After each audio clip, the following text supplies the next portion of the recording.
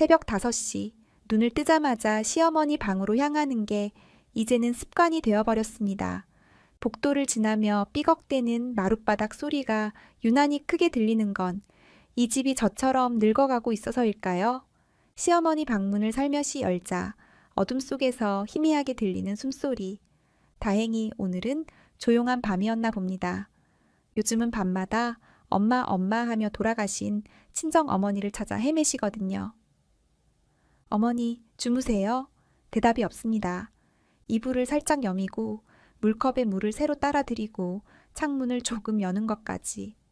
30년을 이렇게 해왔는데도 시어머니는 단 한 번도 제 이름을 다정하게 불러주신 적이 없습니다. 부엌으로 내려와 밥을 짓고 된장찌개를 끓이고 김치를 꺼내놓는 동안 해가 떠올랐습니다. 남편은 여전히 코를 골며 자고 있겠죠. 일어나면 밥상이 차려져 있는 게 당연한 줄 아는 사람. 30년 전 시집 올 때부터 지금까지 단 하루도 빠짐없이 제가 이 일을 해왔지만 그 사람은 고맙다는 말 한마디 없이 숟가락을 들 뿐입니다. 엄마, 할머니 괜찮으세요? 딸 수진이가 머리를 헝클어뜨린 채 부엌으로 들어왔습니다. 요즘 결혼 준비 때문에 피곤한지 얼굴이 많이 상해 보이더군요. 응, 괜찮아. 너 밥 먹어야지. 저 다이어트 중이에요. 웨딩드레스 맞춰야 돼서요. 그래도 아침은 먹어야지. 됐어요, 엄마. 그것보다 할머니 방 정리 좀 해야 하지 않아요? 이번 주말에 이모 온다고 했잖아요. 신우이, 그 이름만 들어도 가슴이 턱 막힙니다. 30년 만에 처음으로 친정집에 간다고 나갔다가 이제 와서 어머니가 치매 걸렸다니 돌아온다는 신우이. 그 사이 저는 여기서 홀로 시어머니를 모시고 남편 뒷바라지하고 아이를 키우고 집안 대소사를 도맡아 했는데 말입니다. 정말이지 이제 와서 뭐가 궁금해서 오는 걸까? 아침 설거지를 하고 나니 벌써 8시가 넘었습니다. 시어머니를 깨워 세수를 시켜드리고 옷을 갈아입히고 아침 드시게 해야 하는데 오늘따라 방문을 열자마자 이상한 냄새가 났습니다. 시어머니가 또 실수를 하신 겁니다. 어머니, 괜찮으세요? 제가 치워드릴게요. 부축해서 화장실로 모시고 씻겨드리고 침대 시트를 갈고 방 안을 환기하는 동안 1시간이 훌쩍 지나갔습니다. 시어머니는 멍하니 창밖만 바라보시더군요. 가끔 제 얼굴을 보시는데 그 눈빛이 낯선 사람 보듯 차갑기만 합니다. 평생을 이렇게 사셨구나. 며느리한테는. 침대 밑을 청소하다가 손에 먼지투성이 상자가 잡혔습니다. 오래된 나무 상자였는데 열어보니 낡은 공책 여러 권이 빼곡히 들어 있었습니다. 일기장이었습니다. 표지에는 송을씨로 1995년, 2025년이라고 적혀 있더군요. 궁금했습니다. 평생 저를 차갑게 대하셨던 시어머니는 대체 무슨 생각을 하며 사셨을까? 첫 장을 펼쳤습니다. 오늘 미숙이가 시집왔다. 얼굴이 참 곱다. 우리 아들이 저런 며느리를 얻다니 가슴이 철렁했습니다. 제 이름이 적혀 있었거든요. 그것도 처음 시집 온 날. 손이 떨렸습니다. 다음 장을 넘겼습니다. 미숙이가 설거지하는 걸 봤다. 손이 참 빠르고 야무지다. 저러면 우리 집 살림 잘하겠구나. 그런데 왜 나는 저 아이한테 다정한 말 한마디 못하는 걸까? 동네 사람들 눈치가 보여서 며느리 감싸면 아들 무시한다고 할까봐. 숨이 막혔습니다. 30년간 저는 시어머니가 저를 싫어하신다고 생각했습니다. 제가 뭘 잘못했나, 제가 부족한가 매일 그 생각만 하며 살았는데 그런데 시어머니는 저를 싫어하신 게 아니었습니다. 엄마, 이모 왔어요. 딸아이의 목소리에 화들짝 놀라 일기장을 덮었습니다. 신우이가 벌써 도착한 겁니다. 일기장을 닫이 상자에 넣고 황급히 거실로 나갔습니다. 신우이 진이는 명품 핸드백을 들고 선글라스를 벗으며 거실을 둘러보고 있었습니다. 언니, 오래간만이에요. 그래, 미수가. 그동안 어머니 고생 많았지? 말은 그렇게 하지만 그 눈빛은 집안 구석구석을 훑으며 뭔가를 계산하고 있는 것 같았습니다. 도대체 저 일기장에는 뭐가 더 적혀 있는 걸까? 시어머니의 진짜 마음은 뭐였을까? 궁금했지만 천천히 읽을 시간은 없었습니다. 시누이가 온 이상 이 집은 다시 조용해지지 않을 테니까요. 시누이는 짐도 풀지 않고 바로 어머니 방으로 향했습니다. 어머니, 저 진희예요. 저 기억하세요? 시어머니는 멍하니 시누이를 바라보다가 천천히 고개를 끄덕였습니다. 기억하시는 걸까요? 아니면 그냥 반응하신 걸까요? 요즘은 누가 누군지 구분을 잘 못하시거든요. 어머니 많이 안 좋아지셨네. 언니, 도대체 그동안 어떻게 돌본 거예요? 그 말에 가슴이 철렁 내려앉았습니다. 30년간 시어머니를 모시며 단 하루도 쉬지 않고 돌봤는데 이제 와서 제가 제대로 못 돌봤다는 식으로 말하는 시누이. 참으려 했지만 입술을 깨물어야 했습니다. 어머니 치매는 자연스러운 노화예요. 제가 최선을 다했어요. 최선? 그래서 이 지경이 된 거예요? 요양보호사라도 쓰지 그랬어요. 그건 돈이 많이 들어서. 돈, 우리 어머니 돈 없어요. 이 집에 재산이 얼마나 있는데 시작되었습니다. 시누이가 돌아온 진짜 이유가 저녁 식사 후 남편과 시누이가 거실에서 조용히 이야기를 나누는 소리가 들렸습니다. 부엌에서 설거지를 하며 귀를 기울였습니다. 오빠, 현실적으로 생각해야 해. 어머니 이 상태로는 집에서 돌보기 힘들잖아. 요양원 알아봐야지. 그래도 누나, 어머니가 평생 이 집에서 사셨는데 그럼 오빠가 회사 그만두고 돌볼 거야? 언니가 돌본다고 해도 한계가 있어. 전문가한테 맡기는 게 어머니한테도 좋은 거라고. 설거지하던 손이 멈췄습니다. 요양원. 시어머니를 요양원에 보내자고요? 제가 30년간 돌봐온 어머니를. 이제 와서 그렇게 보내자고요? 거실로 나갔습니다. 저는 반대예요. 어머니는 이 집에 계셔야 해요. 시누이가 저를 빤히 쳐다봤습니다. 그 눈빛에는 비웃음이 서려 있었습니다. 언니는 며느리니까 당연히 그렇게 말하겠죠. 그런데 현실을 봐요. 언니도 이제 환갑 가까이 됐잖아요. 어머니 드는 것도 힘들고 집안일도 벅차고 무리하면 언니가 먼저 쓰러져요. 겉으로는 저를 걱정하는 척하지만 그 말 속에는 다른 뜻이 담겨 있었습니다. 너도 이제 늙었으니까 어머니 돌보기 힘들 거 아니야. 그냥 요양원 보내고 이 집 정리하자. 남편은 침묵했습니다. 30년 전부터 지금까지 이 사람은 항상 이랬습니다. 누나와 아내 사이에서 어정쩡하게 서서 결정은 피하고 상황이 정리되기만을 기다리는 사람. 여보, 당신 생각은 어때요? 남편이 한숨을 쉬었습니다. 글쎄, 누나 말도 일리는 있어. 당신도 힘들잖아. 현실적으로 생각해 봐야지. 그 한마디에 세상이 무너지는 것 같았습니다. 30년. 제가 이 집을 위해 쏟아부은 30년이 한순간에 현실적으로 생각해야지 라는 말 한마디로 무너지는 겁니다. 방으로 들어와 문을 닫았습니다. 침대에 앉아 고개를 숙이자 눈물이 주르르 흘러내렸습니다. 정말이지 이 집에서 나는 뭐란 말인가. 30년간 새벽마다 일어나 밥을 짓고 시어머니 수발을 들고 남편 뒷바라지하고 아이를 키우고 명절마다 시댁 음식을 준비하고 아프면서도 참고 화나도 참고 서러워도 참고 살았는데 이제 와서 현실적으로라니, 이제 와서 요양원이라니 책상 서랍을 열었습니다. 아까 발견한 시어머니의 일기장이 거기 숨겨져 있었습니다. 가져온 건 무의식 중이었습니다. 더 읽고 싶었거든요. 시어머니의 진짜 마음을 알고 싶었습니다. 일기장을 펼쳤습니다. 몇 페이지를 넘기자 10년 전 날짜가 나왔습니다. 오늘 미숙이가 혼자 울고 있는 걸 봤다. 아들이 또 술 먹고 늦게 들어와서 싸운 모양이다. 방문 틈으로 보니 어깨가 떨리고 있었다. 들어가서 다독여주고 싶었다. 괜찮아, 며느리야 하고 안아주고 싶었다. 그런데 나는 그냥 방으로 돌아왔다. 내가 며느리를 감싸면 아들이 섭섭해할까봐, 이 집안 분위기가 이상해질까봐, 나는 왜 이렇게 비겁한 걸까? 눈물이 일기장에 똑똑 떨어졌습니다.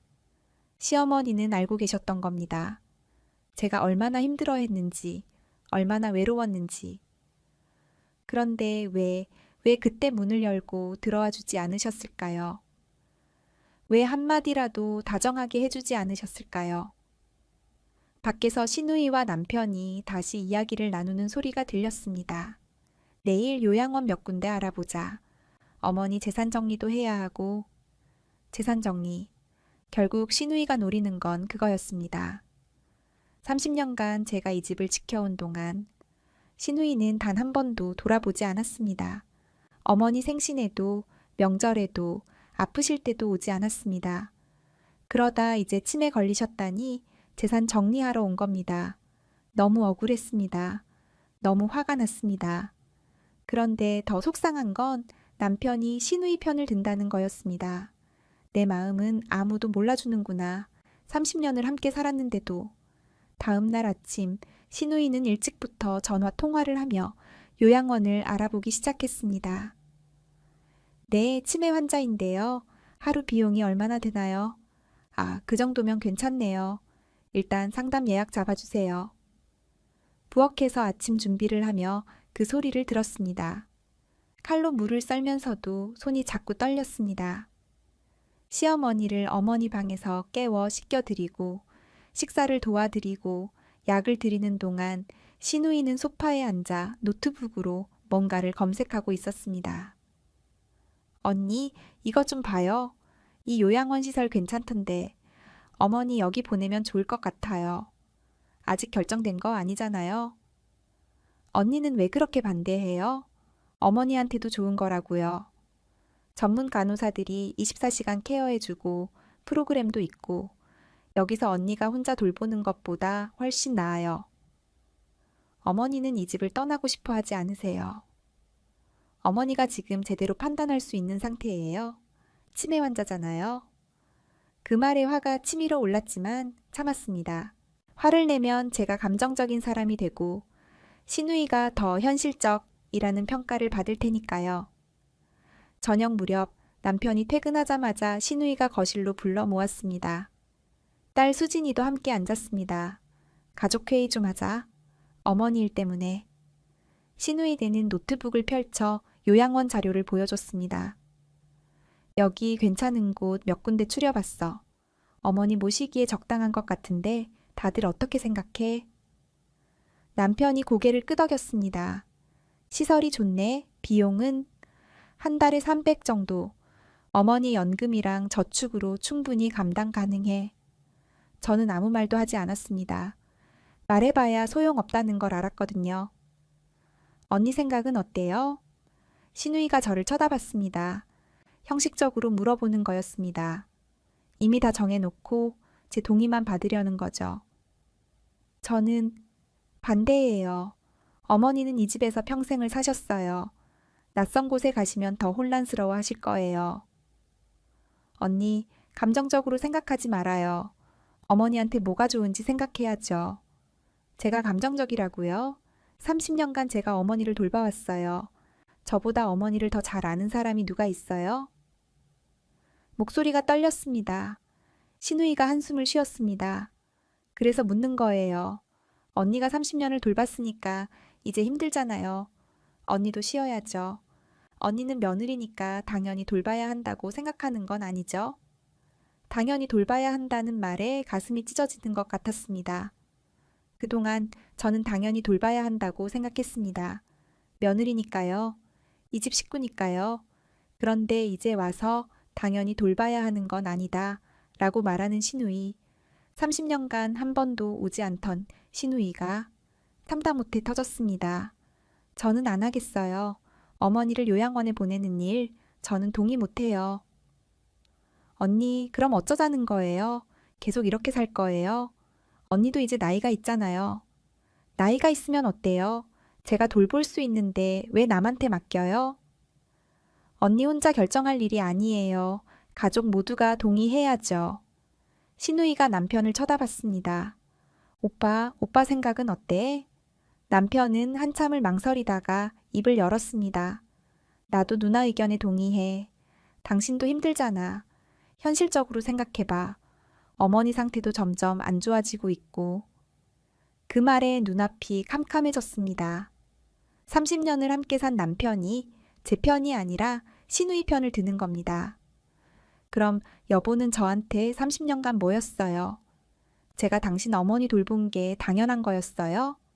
이제 힘들다고 포기하라고요? 그런 뜻이 아니야.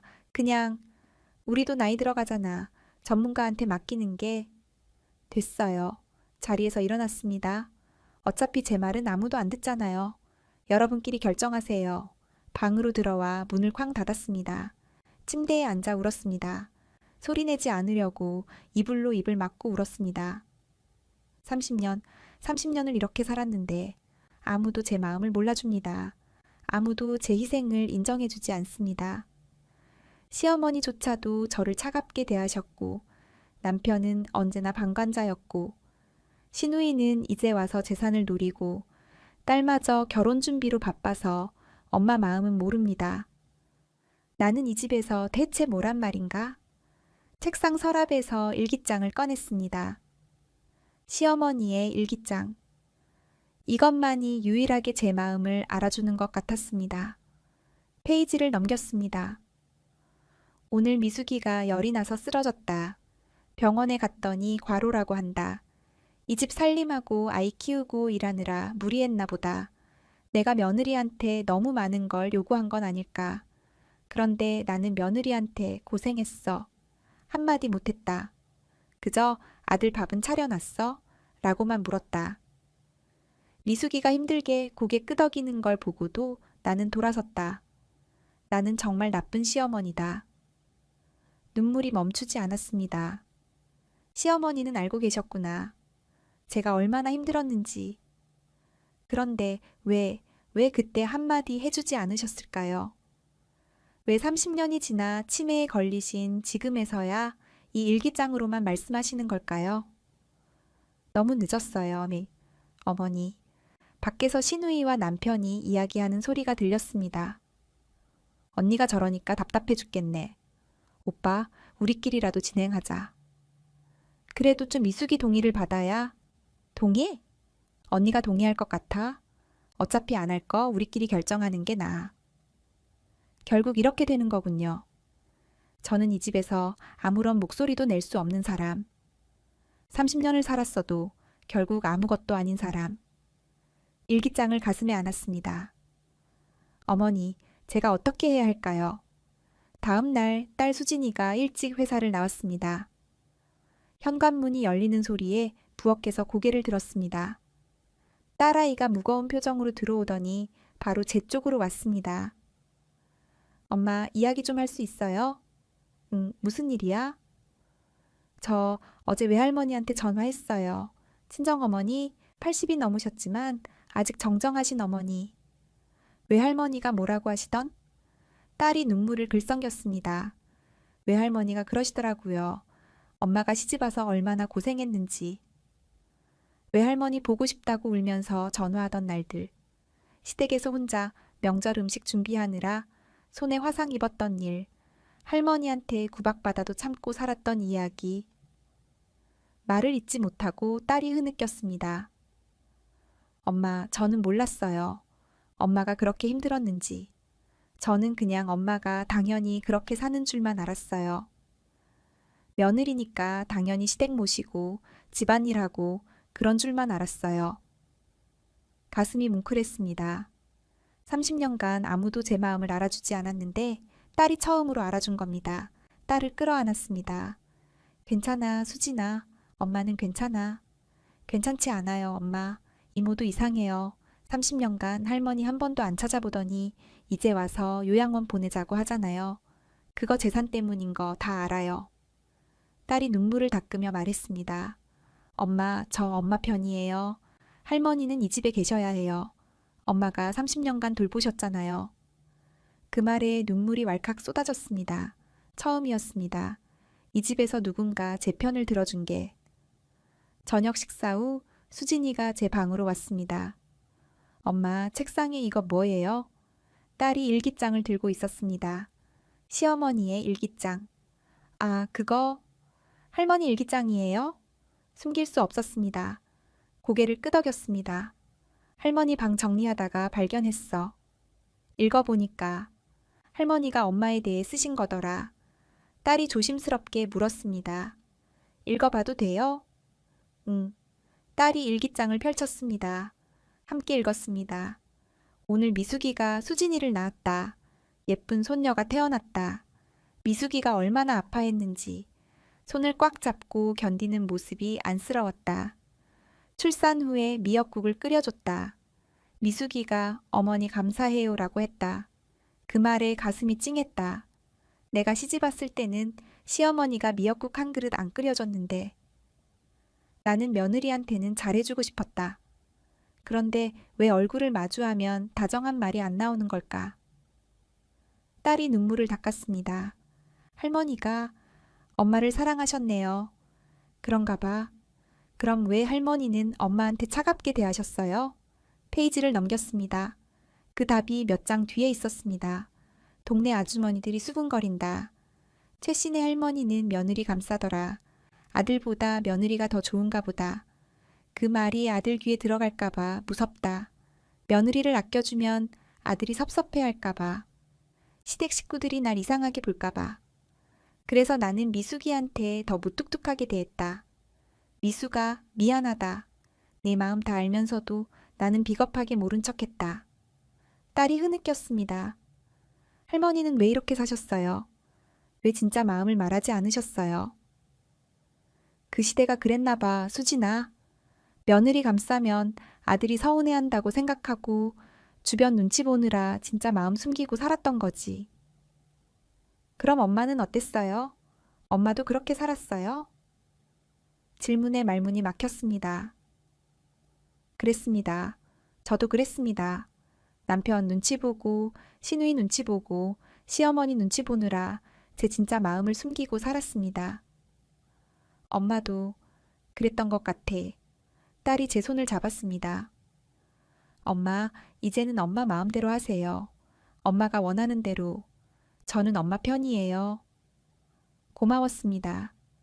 처음으로 이 집에서 제 편이 생긴 겁니다. 수진아, 그럼 우리 이 일기장 같이 읽어볼까?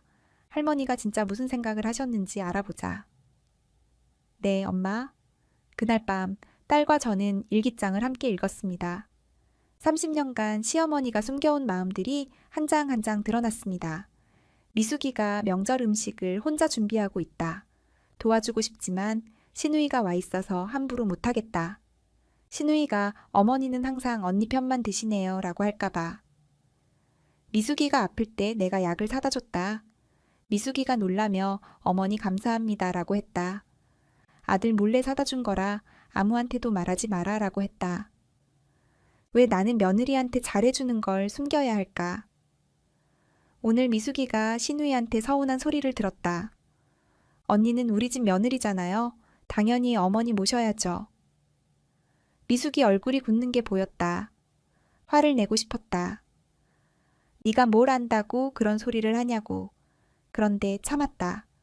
딸이랑 며느리 사이에서 나는 항상 중립을 지켜야 한다고 생각했으니까. 일기장을 읽으면서 딸과 저는 계속 눈물을 흘렸습니다. 시어머니는 저를 사랑하셨습니다. 그런데 표현하지 못하셨습니다. 30년간 오해하고 살았던 겁니다. 엄마, 우리 이거 아빠한테도 보여줘야 하지 않아요? 딸의 말에 고개를 끄덕였습니다. 그래야겠지. 그런데 아빠가 믿을까? 믿게 만들어야죠. 이게 할머니 진짜 마음인걸. 그때 방문이 열렸습니다. 시누이가 서 있었습니다. 뭐 하는 거예요, 둘이? 일기장을 황급히 숨기려 했지만 시누이가 이미 봤습니다. 그게 뭐예요? 아무것도 아니에요. 보자. 어머니 물건인 것 같은데. 시누이가 다가왔습니다. 딸이 일기장을 가슴에 안았습니다. 이모, 이건 할머니 사적인 거예요. 사적인 거면 더 봐야죠. 혹시 재산이나 유언 같은 거 적혀 있을 수도 있잖아요. 결국 시누이에게도 알려지고 말았습니다. 일기장의 존재가 앞으로 어떻게 될까요? 신우이는 일기장을 빼앗으려 했지만 딸 수진이가 꽉 잡고 놓지 않았습니다. 이모, 이건 할머니 일기장이에요. 함부로 볼 수 없어요. 난 할머니 친딸이야. 며느리보다 내가 볼 권리가 더 있지. 권리 문제가 아니에요. 이건 할머니 마음이 담긴 거라고요. 두 사람이 실랑이를 벌이는 동안 저는 넋을 잃고 서 있었습니다. 결국 남편이 방으로 들어왔습니다. 무슨 일이야, 이 밤에? 신우이가 설명했습니다. 오빠, 언니가 어머니 일기장을 숨기고 있었어. 거기에 뭐가 적혀 있는지 봐야 하지 않겠어. 남편이 저를 쳐다봤습니다. 그게 사실이야? 고개를 끄덕였습니다. 어머니 방 정리하다가 발견했어요. 어머니가 30년간 쓰신 일기장이에요. 그럼 같이 봐야지. 왜 혼자 숨기고 있었어? 혼자 숨긴 게 아니었습니다. 그저 읽고 싶었을 뿐이었습니다. 시어머니의 진짜 마음을 알고 싶었을 뿐이었습니다. 여보, 이건 어머니가 사적으로 쓰신 거예요. 함부로 공개하면 안 돼요. 어머니가 치매 걸리셨잖아. 본인이 판단할 수 없으면 가족이 확인해야지. 결국 신우이와 남편이 일기장을 가져갔습니다. 거실로 내려가 셋이서 읽기 시작했습니다. 저와 딸도 따라 내려갔습니다. 신우이가 일기장을 펼치더니 중간쯤을 읽기 시작했습니다. 뭐야, 여기 언니 이야기만 잔뜩 적혀 있네. 오늘 미숙이가 계속 미숙이 이야기만. 신우이의 얼굴이 굳어갔습니다. 페이지를 넘기던 남편도 멈췄습니다. 어머니가 이런 마음이었어. 남편이 큰 소리로 읽기 시작했습니다. 오늘 아들이 미숙이한테 소리를 질렀다. 술 먹고 들어와서 밥이 없다고 화를 낸 것이다. 미숙이가 아파서 누워 있었는데도 아들은 이해하지 못했다. 나는 아들한테 며느리가 아픈데 왜 그러냐고 말하고 싶었다. 그런데 아들 편을 들어줘야 한다는 생각에 그냥 있었다. 미수가 미안하다. 남편의 목소리가 떨렸습니다. 나는 내가 이렇게 했어? 고개를 숙였습니다. 기억나지 않으시나 봅니다. 하지만 저는 기억합니다. 그날 밤을 또렷하게. 신우이가 다른 페이지를 펼쳤습니다. 여기 이건 나 이야기네. 오늘 진이가 전화했다. 돈이 필요하다고. 또다. 시집간 뒤로 1년에 한 번씩 돈 달라고 전화한다. 미숙이는 30년간 한 번도 돈 달라는 소리 안 했는데 진이한테는 지금 여유가 없다고 말했다. 그랬더니 오빠한테 물어보세요 라고 하더라. 결국 아들 몰래 진이한테 돈을 보냈다. 미숙이가 알면 서운해하겠지. 미안하다 며느리야. 신우이의 얼굴이 창백해졌습니다. 어머니가 날 이렇게 생각하셨어? 아무도 대답하지 않았습니다. 남편이 계속 페이지를 넘겼습니다. 그리고 멈췄습니다. 여기 이게 뭐야? 남편의 손이 떨렸습니다. 30년 전 오늘 미숙이가 아이를 잃었다. 유산이었다. 병원에서 돌아온 미숙이는 혼자 방에 들어가 문을 잠그고 울었다. 나는 그 울음소리를 들으며 가슴이 찢어지는 것 같았다. 아들은 회식이라며 집에 없었다. 나는 미숙이 친정어머니에게 전화했다. 얼른 오시라고. 친정어머니가 왔을 때 미숙이가 얼마나 울었는지. 나는 그날 밤 미숙이 방 앞에 앉아 있었다. 들어가지는 못하고 그저 문 앞에 앉아서 속으로 빌었다. 며느리야 힘내라. 네가 울면 내 마음도 아프다. 다음 날 나는 한약방에 가서 귀한 약재를 샀다. 아들 몰래 미숙이한테 다려줬다. 미숙이가 어머니 이게 뭐예요? 하고 물었지만 나는 그냥 몸에 좋은 거다 라고만 말했다. 며느리를 위해 뭔가 해주는 게 들키면 안 된다고 생각했으니까. 주변 사람들이 뭐라 할까 봐. 나는 왜 이렇게 비겁한 걸까? 남편이 책을 덮었습니다. 손으로 얼굴을 감쌌습니다. 나는 그때 회식에 있었어. 당신이 아이를 잃었는데 목이 메어 대답할 수 없었습니다. 왜 말하지 않았어? 왜? 말해서 뭐 해요? 당신은 그날도 술 먹고 들어와서 쓰러져 잤잖아요.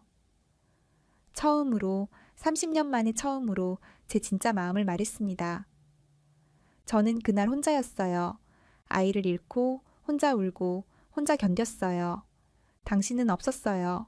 단 한 번도 제 곁에 없었어요. 남편이 무너지듯 소파에 앉았습니다. 시누이도 침묵했습니다. 딸 수진이가 제 손을 잡았습니다.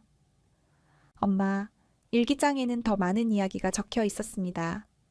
30년간 시어머니가 지켜본 이 집안의 모든 것, 며느리가 받은 상처들, 며느리가 흘린 눈물들, 그리고 시어머니가 표현하지 못했던 사랑과 미안함.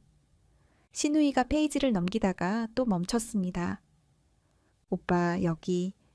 진이가 오늘 집에 전화했다. 3년 만이다. 남편이 사업 실패했다고, 집이 어려워졌다고, 어머니 재산이 얼마나 되냐고 물었다. 나는 한숨이 나왔다. 딸은 재산이 궁금하고 며느리는 재산 한 푼 물어보지 않고 30년을 이 집을 지켰는데 누가 진짜 내 가족인지 모르겠다. 시누이가 책을 덮었습니다. 됐어. 더 안 볼래? 그러나 남편이 책을 다시 가져갔습니다. 아니야. 끝까지 읽어야 해. 어머니가 우리한테 하고 싶었던 말이 여기 다 있어. 마지막 페이지로 넘어갔습니다. 거기에는 최근 날짜가 적혀 있었습니다. 치매 진단 받기 직전. 오늘 병원에 갔다. 의사가 치매 초기 증상이라고 한다. 기억이 점점 사라질 거라고. 무섭다. 내가 기억을 잃으면 미숙이가 나를 어떻게 기억할까? 차갑고 무뚝뚝한 시어머니로만 기억할까? 나는 미숙이를 사랑했다. 내 딸처럼 사랑했다. 그런데 표현하지 못했다. 이 일기장이라도 남겨서 언젠가 미숙이가 읽어주길 바란다. 미숙아, 고마웠어. 사랑했어. 미안해. 남편이 눈물을 흘렸습니다. 시누이도 고개를 숙였습니다. 딸이 저를 꼭 안았습니다. 그리고 저도 눈물을 흘렸습니다. 30년간 몰랐던 시어머니의 진짜 마음. 너무 늦게 알았습니다. 일기장을 다 읽은 후 거실은 한참 동안 침묵에 잠겼습니다. 시누이는 소파에 앉아 고개를 숙이고 있었고 남편은 창밖을 멍하니 바라보고 있었습니다. 저는 일기장을 조심스럽게 받아 가슴에 안았습니다. 이제 알겠죠? 어머니가 어떤 마음이었는지. 남편이 돌아봤습니다. 미안해. 내가 정말 미안해. 미안하다는 말로 해결될 게 아니에요. 냉정하게 말했습니다.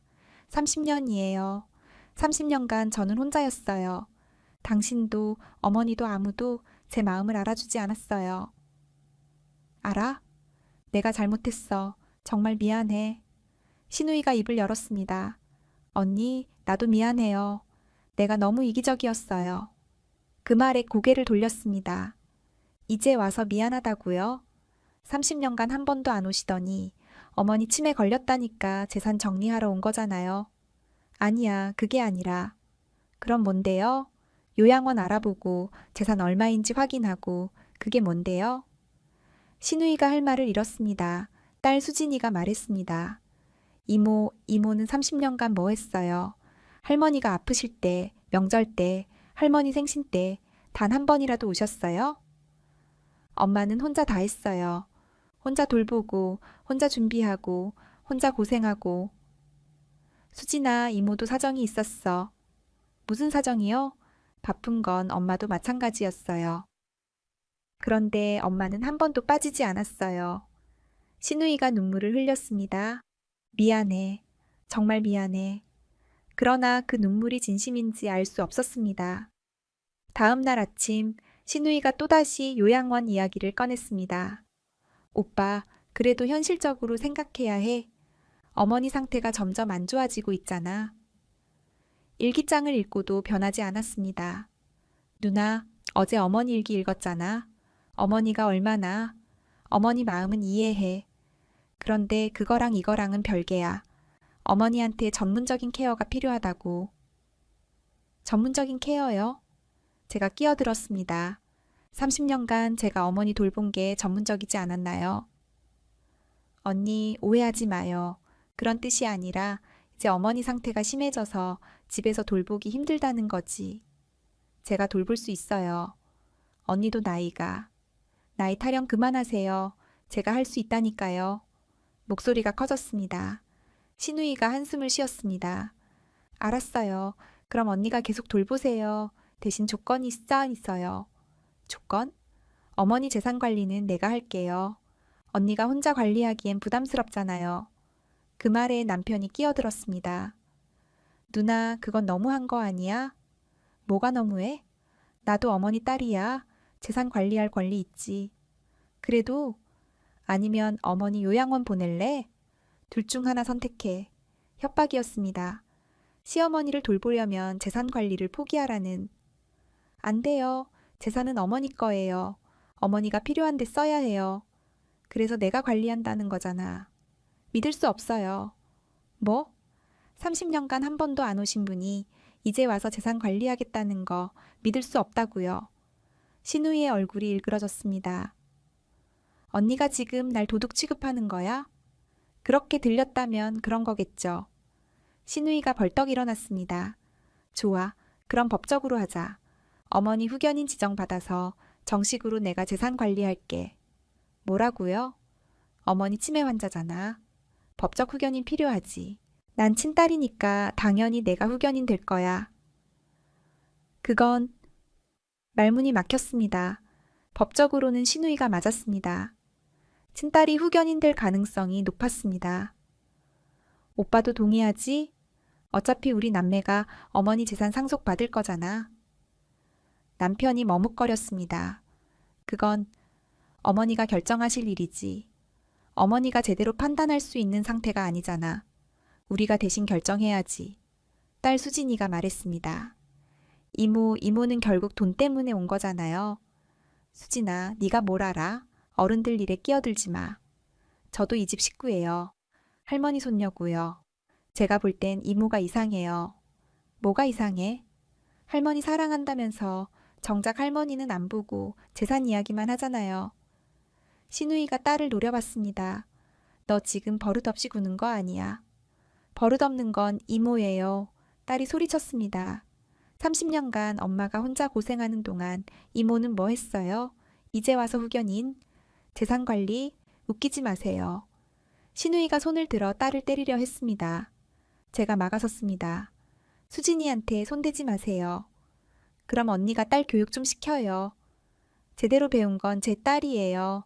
30년간 집에도 안 오던 사람이 뭘 안다고. 순간 신우이가 제 멱살을 잡았습니다. 언니가 지금 나한테 함부로 하는 거야? 나요. 남편이 둘을 떼어놓았습니다. 그만들 해. 어머니 앞에서 뭐 하는 거야. 그때 시어머니 방에서 소리가 들렸습니다. 모두 방으로 달려갔습니다. 시어머니가 침대에서 떨어져 바닥에 쓰러져 계셨습니다. 어머니, 부축해서 일으켰습니다. 시어머니는 멍하니 저를 바라보셨습니다. 누구세요? 가슴이 찢어지는 것 같았습니다. 이제 시어머니는 저조차 기억하지 못하셨습니다. 신우이가 말했습니다. 봐요. 어머니 상태가 이렇게 안 좋아요. 집에서 돌보다가 큰일 나요. 요양원 가셔야 돼요. 싫어요. 언니, 고집 부리지 마요. 어머니는 이 집에 계셔야 돼요. 저는 끝까지 돌볼 거예요. 그럼 책임질 수 있어요? 어머니한테 무슨 일 생기면? 대답할 수 없었습니다. 신우이가 핸드폰을 꺼냈습니다. 내일 변호사 만나서 후견인 신청할 거예요. 어머니는 요양원 가시는 게 좋겠어요. 모든 게 무너지는 것 같았습니다. 30년을 이 집을 지켰는데 결국 이렇게 끝나는 건가요? 다음 날 신우이는 정말로 변호사와 약속을 잡았습니다. 오후 2시에 법률사무소 갈 거예요. 오빠도 같이 가요. 남편은 대답하지 않았습니다. 하지만 거부하지도 않았습니다. 저는 시어머니 방에 앉아 있었습니다. 시어머니는 창밖을 멍하니 바라보고 계셨습니다. 어머니, 저예요. 며느리 미숙이요. 시어머니가 천천히 고개를 돌렸습니다. 빈 눈빛으로 저를 바라보셨습니다. 누구세요? 눈물이 났습니다. 저를 기억하지 못하시는 시어머니. 30년을 함께 살았는데 이제는 낯선 사람을 보듯 저를 바라보시는 시어머니. 어머니, 저예요. 제가 30년간 어머니 곁에 있었어요. 어머니 아침 차려드리고 빨래하고 청소하고 아프실 때 돌봐드린 사람이에요.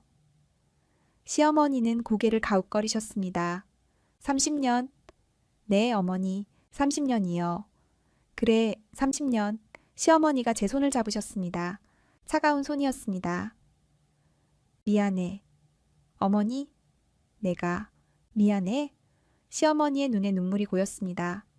내가 너한테 잘못했어. 어머니, 저 기억하세요? 시어머니는 대답하지 않으셨습니다. 그저 제 손을 꽉 잡으시고 눈물만 흘리셨습니다. 치매 속에서도 기억은 사라져도 마음은 남아 있었던 걸까요? 오후 1시 신우이가 외출 준비를 했습니다. 오빠 가자. 늦겠어. 남편이 일어났습니다. 저는 막지 않았습니다. 막아봐야 소용없다는 걸 알았으니까요. 딸 수진이가 제 옆에 앉았습니다. 엄마, 어떡해요? 모르겠다, 수진아. 이대로 포기할 거예요? 고개를 저었습니다. 포기는 안 해. 그런데 방법을 모르겠어. 그때 현관 초인종이 울렸습니다. 문을 열자 친정어머니가 서 계셨습니다. 어머니, 수진이한테 연락받았다. 무슨 일이냐? 친정어머니가 들어오셨습니다. 상황을 설명드렸습니다. 일기장 이야기, 시누이 이야기, 요양원 이야기. 친정어머니가 고개를 끄덕이셨습니다. 그래서 네가 어떻게 하고 싶은데? 시어머니를 지키고 싶어요. 요양원 보내고 싶지 않아요. 왜? 질문에 멈칫했습니다. 어머니가 저를 사랑하셨어요. 30년간 표현하지 못했지만 진짜 마음은 저를 사랑하셨어요. 이제라도 제가 그 마음에 보답하고 싶어요. 친정어머니가 제 손을 잡으셨습니다. 그럼 싸워라. 네 마음대로 해라. 이제는 네가 원하는 대로 살아야지. 그 말에 힘이 났습니다. 오후 5시 시누이와 남편이 돌아왔습니다. 시누이는 서류 봉투를 들고 있었습니다. 내일 법원 가서 후견인 신청할 거예요. 어머니도 같이 가야 해요. 안 돼요. 언니, 이미 결정된 일이에요. 어머니 의사를 물어봐야죠. 어머니가 제대로 대답할 수 있는 상태가 아니잖아요. 그래도 물어봐야 해요. 시어머니 방으로 갔습니다. 온 가족이 따라 들어왔습니다. 어머니, 저 미숙이에요. 시어머니가 저를 바라보셨습니다. 여전히 빈 눈빛이었습니다. 어머니, 물어볼 게 있어요. 요양원에 가고 싶으세요? 아니면 이 집에 계속 계시고 싶으세요? 시누이가 끼어들었습니다. 어머니, 요양원이 더 좋아요. 전문가들이 돌봐드리고. 조용히 해요. 어머니한테 물어보는 거예요.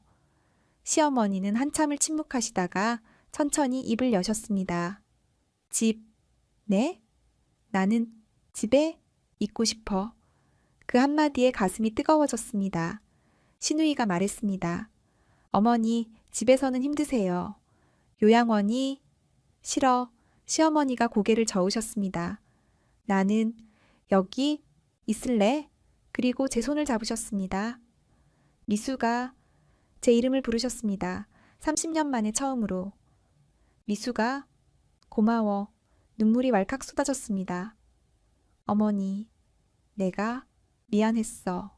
너한테 잘못했어. 아니에요, 어머니. 아니에요.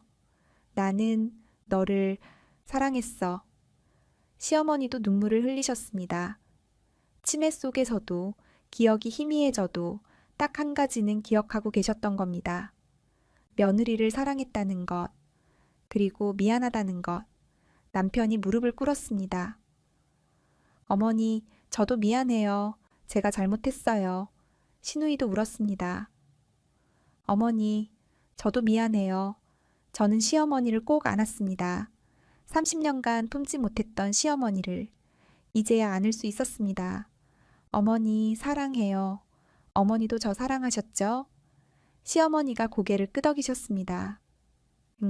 사랑했어. 많이. 온 가족이 울었습니다. 일기장을 가져와 시어머니 손에 쥐어드렸습니다. 어머니, 이거 읽었어요. 어머니 진짜 마음 다 알았어요. 시어머니가 일기장을 쓰다듬으셨습니다. 이걸 읽었구나. 네, 어머니. 미안해. 진작 말했어야 했는데.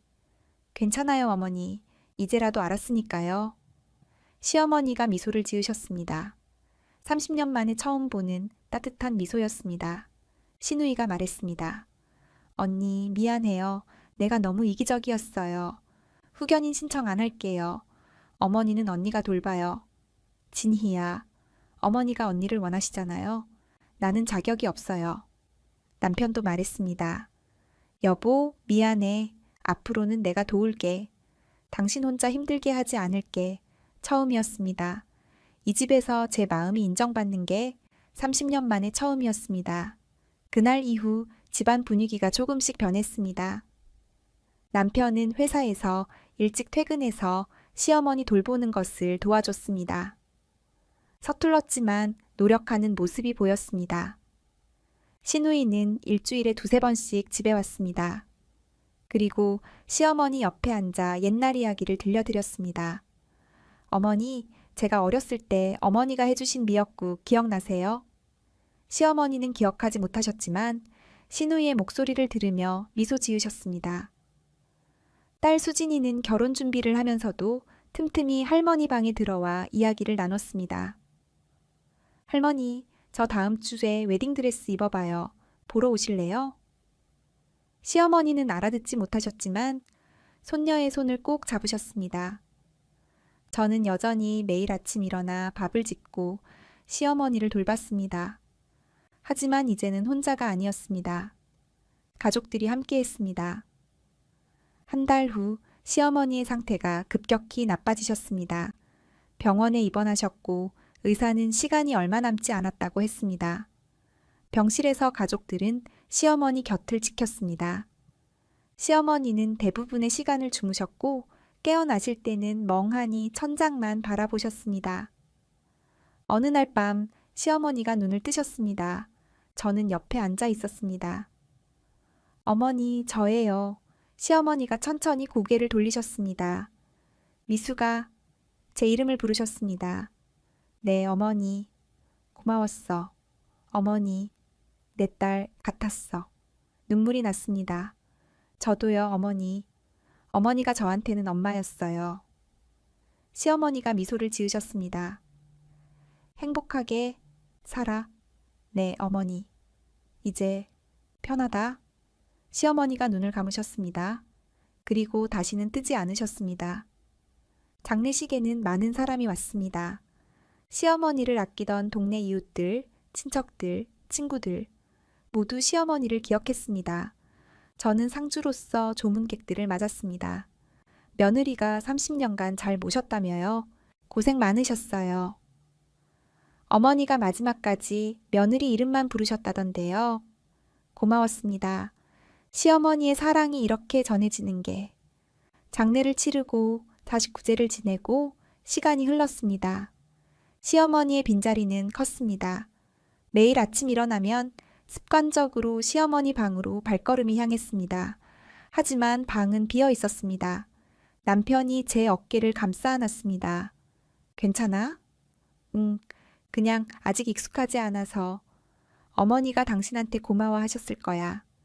나도 어머니한테 고마워. 시어머니의 일기장은 서랍 깊숙이 보관했습니다. 가끔 꺼내서 읽었습니다.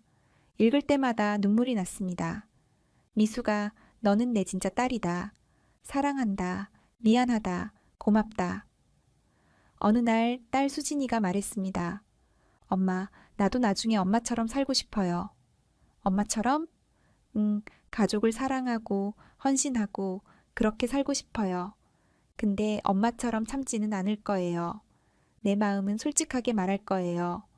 그 말에 웃음이 났습니다. 그래, 그게 맞아. 엄마는 너무 많이 참았어. 너는 참지 마. 그럼 엄마도 이제는 엄마 하고 싶은 거 하세요. 하고 싶은 거? 엄마 인생은 엄마 거잖아요. 딸의 말이 가슴에 와닿았습니다. 30년간 가족을 위해 살았습니다. 이제는 저를 위해 살아도 되는 걸까요? 창밖을 바라봤습니다.